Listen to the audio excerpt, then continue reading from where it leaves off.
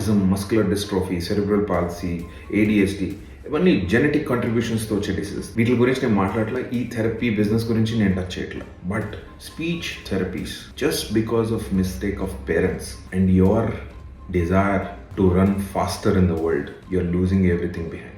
ఇప్పుడు ఈ మార్కెట్ పెరిగి ఆల్మోస్ట్ $2.2 బిలియన్ యాన్యువల్గా చేరింది. అప్రాక్సిమేట్లీ 10-12 వేల కోట్లు. ఎందుకంటే పిల్లలు చుట్టుపక్కల మాట్లాడడానికి ఎక్కువ మనుషులు ఉండకపోవడం వల్ల. ఇదే అమెరికాలో 6 months అయిన పిల్లల్ని తీసుకెళ్లి డే కేర్లో పడేస్తారు. ఎంత ష్రూడ్ అంటే most of the offices work from home కల్చర్ని క్యాన్సిల్ చేసి మీ పిల్లల్ని తీసుకెళ్లి డే కేర్లో పెట్టండి, మాకు మటుకు మీరు ఆఫీస్కి రండి, లేదా వారానికి 2 రోజులన్నా రండి. ఇప్పుడు ఈ కొత్తగా హైబ్రిడ్ నడుస్తుంది కదా కోవిడ్ తర్వాత.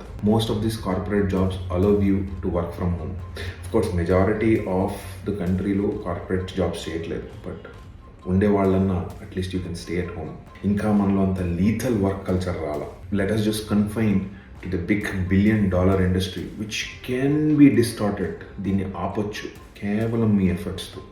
ఇది మీకోసమే. ప్రతి పీడియాట్రిషియన్ సోషల్ మీడియా ప్రొఫైల్ చూడండి, most of the videos are about this.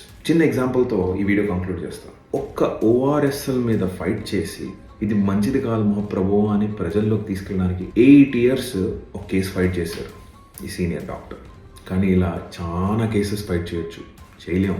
ఎందుకు తెలుసా? పెద్ద కంపెనీస్, బాగా సొమ్ము ఉండేవాళ్ళు. అంటే సింపుల్ వర్డ్స్లో చెప్పాలంటే వీళ్ళతో గొడవ పెట్టుకోవడం కన్నా వీళ్ళని ఇగ్నోర్ చేసి మనం మన ఫ్యూచర్ని కాపాడుకోవాలి, మన పిల్లల్ని మనం కాపాడుకోవాలి. Simplest way is to ignore these cartoons, ignore every rubbish they are trying to sell you. ఇంకో విషయం గుర్తుపెట్టుకోండి, వీటి మీద ఎప్పటికీ మీకు డేటా రాదు. ఏ సైన్స్, ఏ పేపరు, ఏ న్యూస్ ప్రొజెక్ట్ అవ్వాలన్నా డబ్బు కావాలి. మంచికి ఎప్పుడు డబ్బు ఉండదు. కింద లింక్లో ఒక డీటెయిల్ డిస్క్రిప్షన్ పెడుతున్నాను, టైం ఉంటే చూడండి.